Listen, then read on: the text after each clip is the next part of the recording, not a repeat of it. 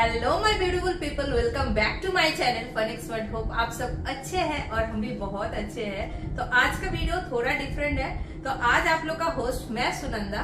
तो सोचिए आप लोग की कुछ क्वेरीज आती रहती है मेरे पास, तो वही आप लोग के साथ आंसर देने के लिए आज आई हूँ। तो जब भी मैं इंडिया में बात करती हूँ तो किसी किसी का क्वेश्चन रहता ही है कि यूएस में जाके जॉब कैसे मिलेगा।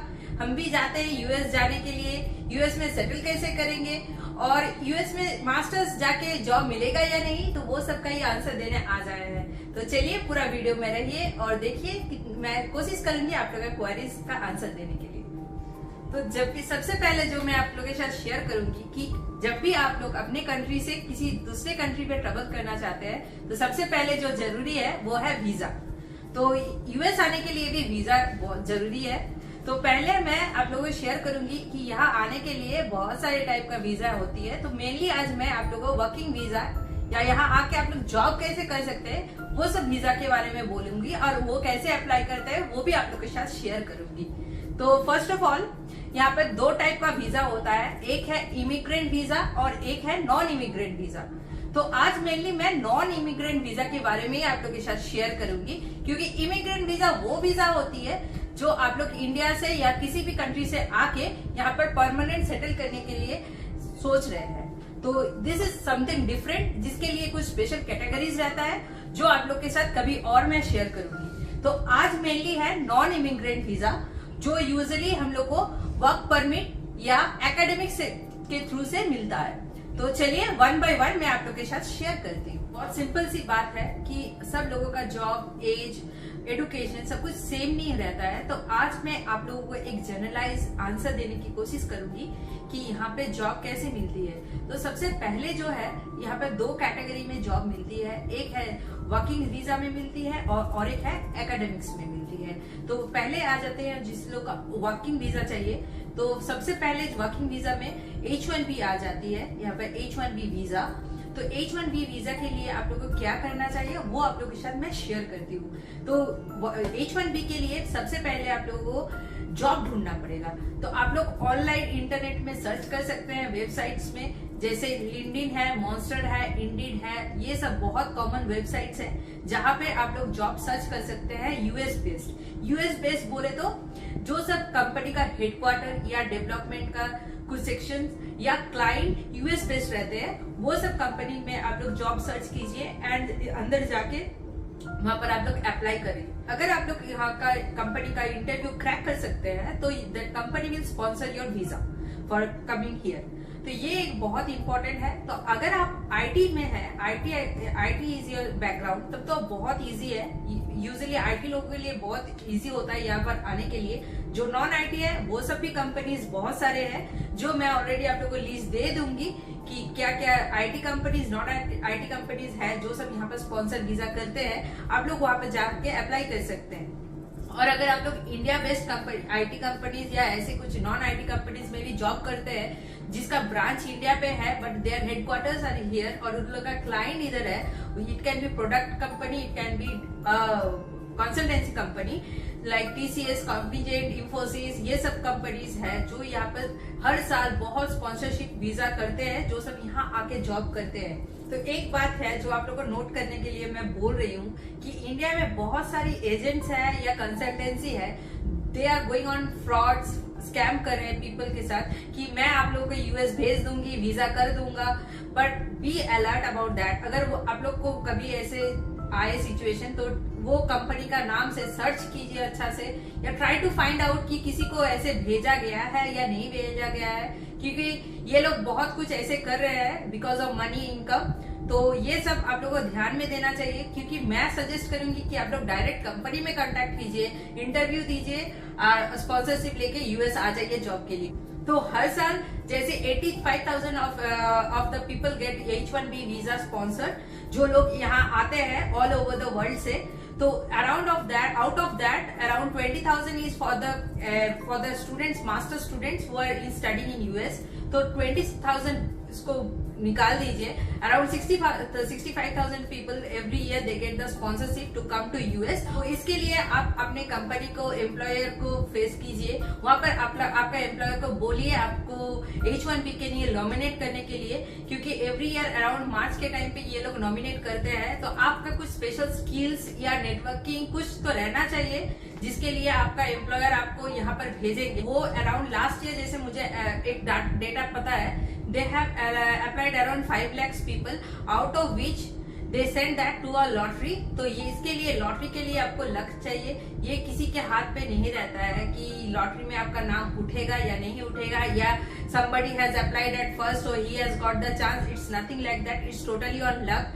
so वहां से आपको आपका नाम अगर उठ गया, then you are ready to come here. उसके बाद आपको वीजा के लिए अप्लाई करना पड़ेगा and then you can fly to US. तो नेक्स्ट कैटेगरी आती है द एकेडमिक्स वीजा। तो एकेडमिक्स के लिए 2 तरह का होती है।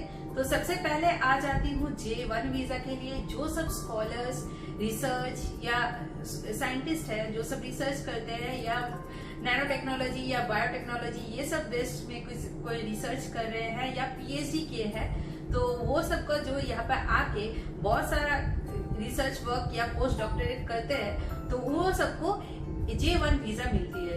तो सबसे पहले J1 के लिए क्या करना पड़ता है, सबसे पहले आप लोग वेबसाइट, यूनिवर्सिटी का वेबसाइट्स में जाके सर्च कर सकते हैं कि यहाँ वहाँ पे जो रिसर्चर है वो लोग को अगर किसी लोग को चाहिए तो दे गिव द रिक्वायरमेंट कि ऐसे ऐसे लोग हम लोग को चाहिए for our research and you can apply for that. And अगर वो रिसर्चर को आपका प्रोफाइल अच्छा लगे, so they will apply for select you and then that university will sponsor you that J1 visa. तो ये भी एक बहुत यूनिक वीजा है यहाँ पे। तो यहाँ पर भी लोग आके आप लोग एकेडमिक्स का कुछ यहाँ पर कर सकते हैं, बट मेक श्योर कि आपका पीएचडी रहना बहुत जरूरी है। तो सेकंड कैटेगरी जो है तो वो है कि यहाँ पर स्टूडेंट वीजा। अगर आप लोग मास्टर्स कर लिए होंगे हैं या बैचलर डिग्री कर लिए हैं, और अगर आप लोग 10th या 12th कुछ कर रहे हैं, उसके बाद आप लोग को अंडर ग्रेजुएट करना है, तो वो भी आप लोग यहाँ से प्लान कर सकते हैं। तो ये सब एकेडमिक्स के लिए आप लोग यहाँ आके जो पढ़ाई कर सकते हैं, उसके लिए आपको F1 वीजा मिलेगा। अगर यहाँ आके आपका डिग्री जो आप यहाँ से कर रहे हैं वो मैथ, साइंस, टेक्नोलॉजी या इंजीनियरिंग बेस्ड हुआ, तो आप स्टेम कैटेगरी में पड़ जाते हैं। अगर आपका स्टेम रहा आपका कैटेगरी, तो आप यहाँ पर 3 इयर्स के लिए वर्क परमिट आपको मिल जाता है while having in F1 visa. तो अगर आप लोग पहले जो मैं बोली कि अगर आप लोग पोस्ट डॉक्टरेट डिग्री में पढ़ जाते हैं और यहाँ आके रिसर्च करते हैं, तो वो पूरी डिपेंड करती है आपका रिसर्चर के ऊपर या यूनिवर्सिटी के ऊपर कि कितना साल वो लोग आप लोग को स्पॉन्सर कर सकते हैं। It can B 5 years, it can B 10 years depending on their requirement. अब मैं आ जाती हूँ एक कॉमन वे कि आप कैसे वीजा अप्लाई कर सकते हैं। तो ये हर कोई कैटेगरी का वीजा में ये स्टेप करना ही पड़ेगा। तो सबसे पहले जो करना पड़ेगा वो है आप लोगों को एक फॉर्म फिलअप करना पड़ेगा, दैट इज DS-160।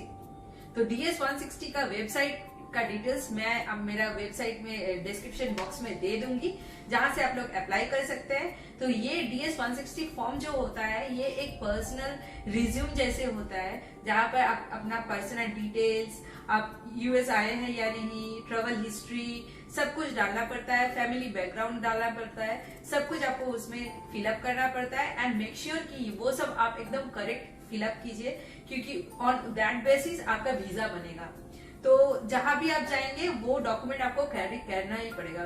तो पहले आप लोग DS-160 फिलअप करने के बाद at last there is a payment process, जहां पे आपको पेमेंट करके एक DS कंफर्मेशन पेज मिलता है, दैट इज वेरी इंपॉर्टेंट। तो वो मिलने के बाद आप लोग US कंसुलेट में साइट, ऑनलाइन साइट पे आप आपका वीजा इंटरव्यू के लिए डेट सिलेक्ट कर सकते हैं। इंडिया में US कंसुलेट 5 जगह में है, दिल्ली, कोलकाता, हैदराबाद, मुंबई एंड चेन्नई। किसी भी आपका लोकेशन जो आपका इजी है वहीं पर आप लोग डेट ले सकते हैं इंटरव्यू के लिए। तो इंटरव्यू के लिए 2 टाइप का डेट्स होता है। पहले जो होता है वो है बायोमेट्रिक्स, जिसमें आपको आपका फिंगर्स का वो लोग प्रिंट लेते हैं, एंड उस दिन भी आप लोगों को कुछ डॉक्यूमेंट्स लेके जाना पड़ता है, जैसे पासपोर्ट रहा, DS-160 कंफर्मेशन पेज, ये बहुत इंपॉर्टेंट है ये सब। उसके बाद फोटोग्राफ जो आपका कैटेगरी में लिखा रहता है, DS-160 का जो कंफर्मेशन पेज है उसी में सब डॉक्यूमेंट्स लिखा हुआ रहता है, वो सब आपको कैरी करना पड़ेगा। वहां पर वो होने के बाद maybe for the next day और आपका इंटरव्यू डेट जो face to face in person interview होता है उसके लिए आपको जाना पड़ता है। तो वहां पर जब जाएंगे तो वहां पर आपको आपके कंसुलेट में जो ऑफिसर रहेगा उनसे इंटरव्यू होगा। तो जो सब क्या क्या क्वेश्चंस आती है क्या आती है वो सब तो बहुत लंबा हो जाएगा इस वीडियो में, तो मैं कभी आप लोगों के साथ ये सब डिटेल्स में शेयर करूंगी किसी और वीडियो पे।